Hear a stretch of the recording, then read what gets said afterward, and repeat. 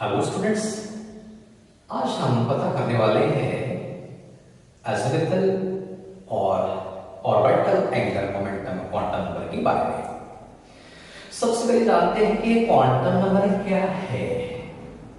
तो देखो, एटम में जितने भी इलेक्ट्रॉन्स होते हैं उनका एनर्जी और पोजीशन पता करने के लिए हम कुछ पैरामीटर्स यूज करते जिनको नाम दिया quantum numbers. Therefore, the numbers used to describe energy and position of an electron in an atom are known as quantum numbers. In numbers की मदद से हम इलेक्ट्रॉन को आइडेंटिफाई भी कर सकते हैं, इसलिए इनको आइडेंटिफिकेशन नंबर भी कहा गया है। तो अब कितने क्वांटम नंबर्स दिए हैं? 4। Principal, azimuthal, magnetic and spin quantum number. इतने सारे क्वांटम नंबर्स को यूज किया जाता है while identifying the electron in an atom. इनमें से आज हम एजिमुथल क्वांटम नंबर को डिस्कस करेंगे। बोर्स एटॉमिक मॉडल आपने पढ़ा है, उसका एक ड्रॉबैक इस प्रकार से देखो जरा।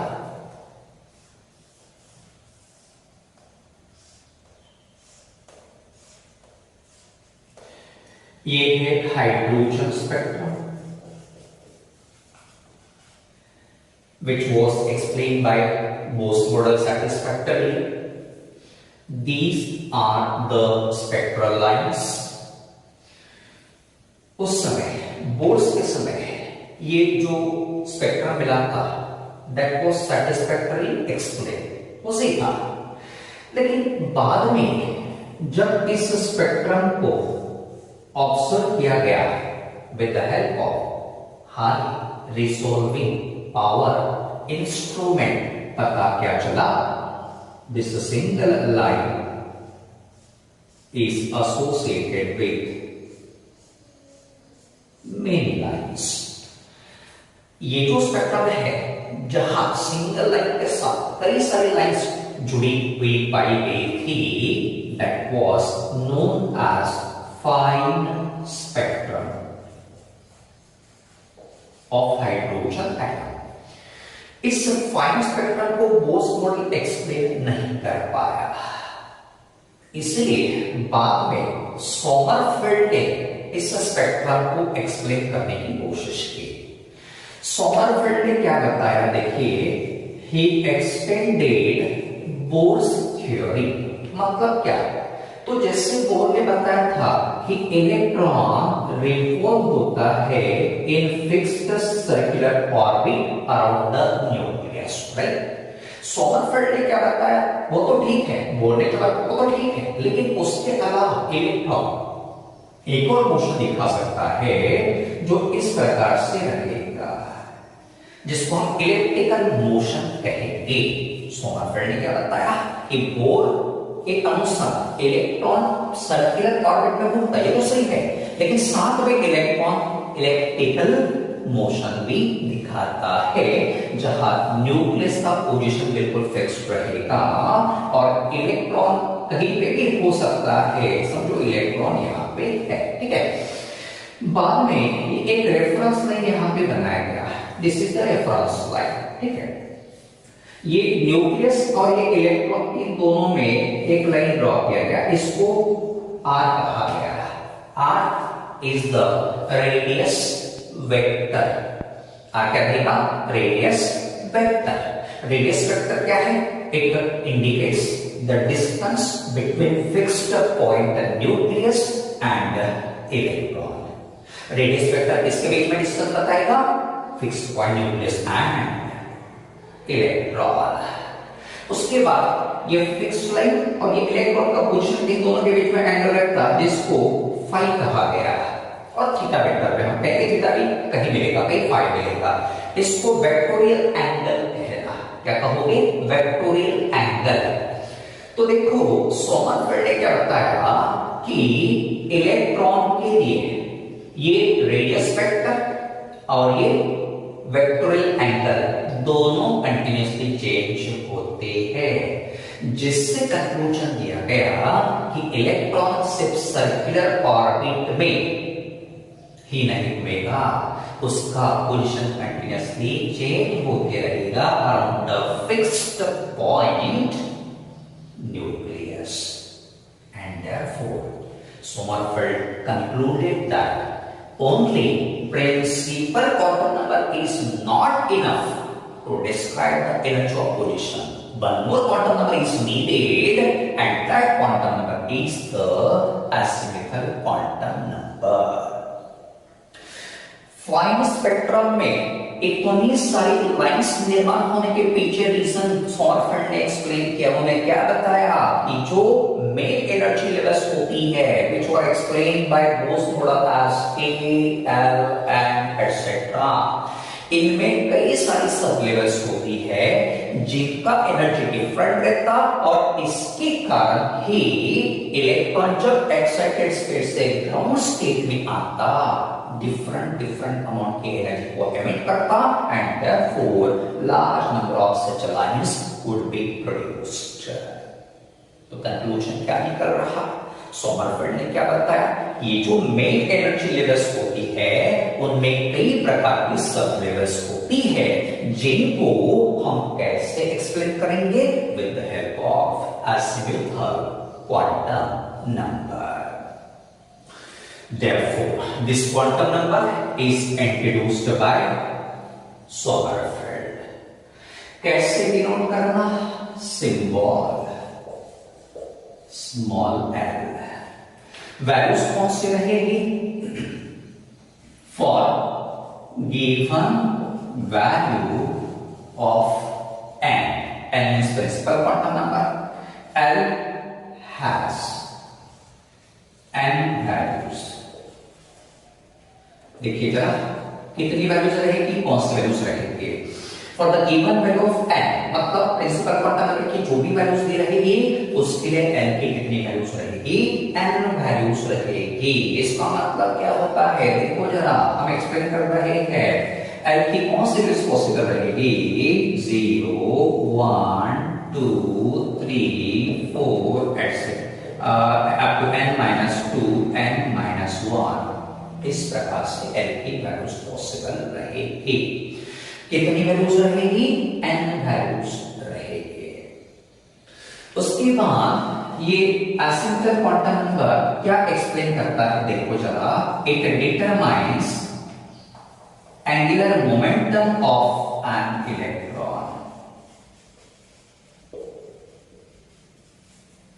किस प्रकार से डिटरमाइन करेगा? In a subshell. फॉर्मूला हम यूज करेंगे L square root of L into L plus 1 H by 2 pi. Angular momentum particular subshell में, सब लेवल में, अभी सबशेल या सब लेवल क्या रहेगा?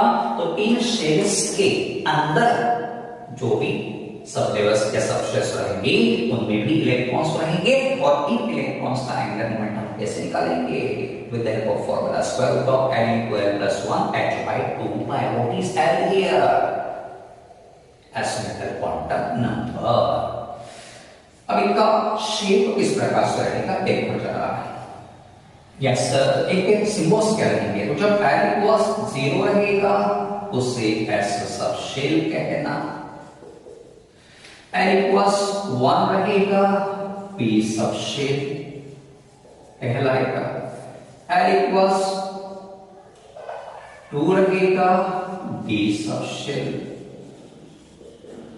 L इक्वल्स 3 रहेगा F सबशेल। ये सभी सिंबल्स आपको अच्छे से याद रखना है। L इक्वल्स 4 रहेगा G सबशेल, 5H6I इस प्रकार से रहेगा। आपको F तक ही यूज करना है। अब ये S वगैरह कहां से आया है? S obtained from sharp, P principal, D diffuse and F fundamental। All these are spectral terms. The terms used to define, explain spectral lines are known as spectral terms. Actually, this is the part of spectroscopy जो हम यहाँ discuss करने वाले नहीं है. सिर्फ याद रखना S obtained from sharp, P origin रहेगा प्रिंसिपल, D का origin डिफ्यूज और F का origin फंडामेंटल. उसके नेक्स्ट पॉइंट,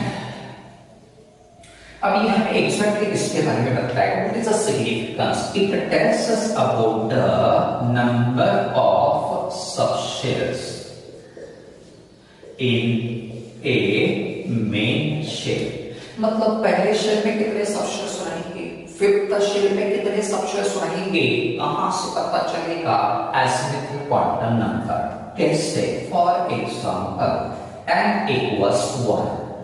n का वैल्यू 1 है, इसलिए l has 1 वैल्यू. जरा याद रखना, जितना n का वैल्यू दिखेगा उतना ही l का वैल्यू रहेगा. अब ये l की एक वैल्यू क्या बताती है, ये पहले हम देखेंगे. l की वैल्यू कौन सी रहती है?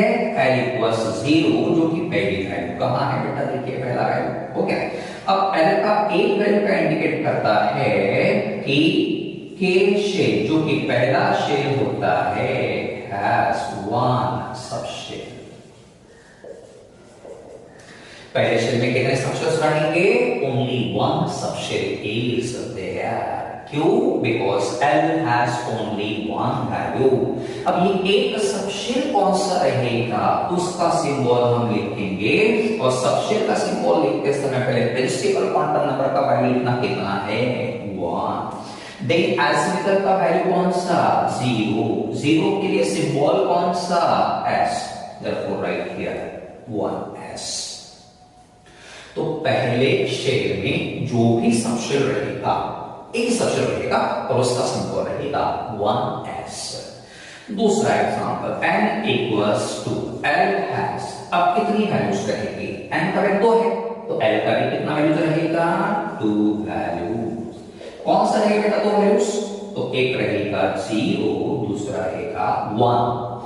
L की 2 वैल्यूज क्या बताती है? सेकंड शेल, जिसको हम L शेल कहेंगे, has 2 सबशेल्स. अब ये 2 सबशेल्स कौन से रहेंगे? दैट मींस फिर से सबशेल का सिंबल लिखते समय पहले प्रिंसिपल क्वांटम नंबर कितना? 2. Then L equals 0, symbol S. Then N equal 2. Then L equals 1. 1 मतलब P. तो सेकंड शेल में कितने सबशेल्स? 2. कौन से? 2s and 2p. ठीक है. नेक्स्ट एग्जांपल हम लेंगे. N equals, चलिए, अब L की कितनी वैल्यूज रहेगी? 3 वैल्यूज. कौन सी रहेगी? L equals 0, 1, 2. मतलब क्या होता कि थर्ड शेल कौन सा रहेगा? KLM. M shell has 3 subshells. कौन से रहेंगे बेटा? अब बताइएगा. तो पहले N3 लिखना, L0 मींस X, बाद में N3 लिखना, L1 मींस P, देन 3 लिखना, N2 मतलब D.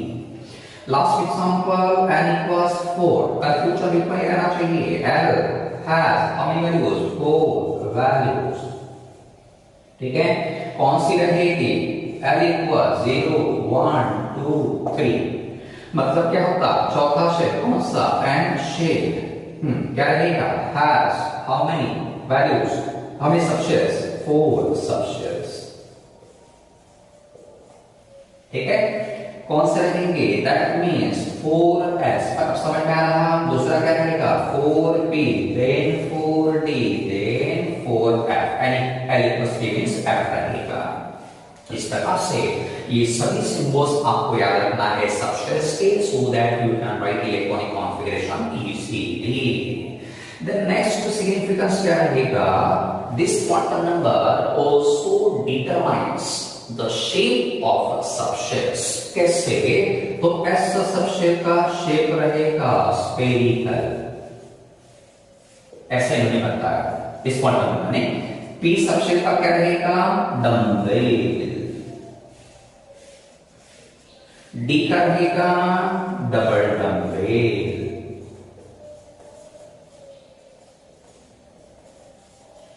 और एफ का रहेगा कॉम्प्लेक्स और diffused.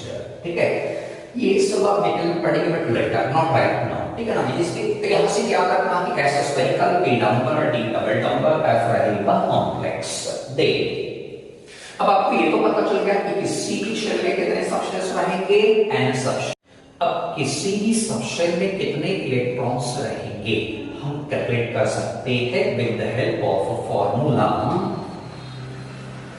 Number of electrons in a subshell equals 2 into 2l plus 1। ये फॉर्मूला यूज करना। इस फॉर्मूले को हम यूज करेंगे एस सबशेल में कितने इलेक्ट्रॉन्स रह सकते हैं, तो एस सबशेल के लिए एल का वैल्यू 0 है, यहां रखेंगे 2 into 0 0 plus 1 1 into 2 2 रहेगा। P subshell can accommodate the maximum of how many electrons, तो P subshell के लिए L का वैल्यू 1 रहेगा, यहाँ रखेंगे 2 1 जा 2 2 plus 1 3 3 2 जा 6 इलेक्ट्रॉन्स। D में कितने इलेक्ट्रॉन्स रहेंगे, 10 इलेक्ट्रॉन्स। और F में कितने इलेक्ट्रॉन्स रहेंगे, 14। इस प्रकार से ये फॉर्मूला आप अच्छे से याद रखोगे ताकि कोई भी सबशेल आपको दिया रहा, you can easily determine the number of electrons present in that subshell. Thank you.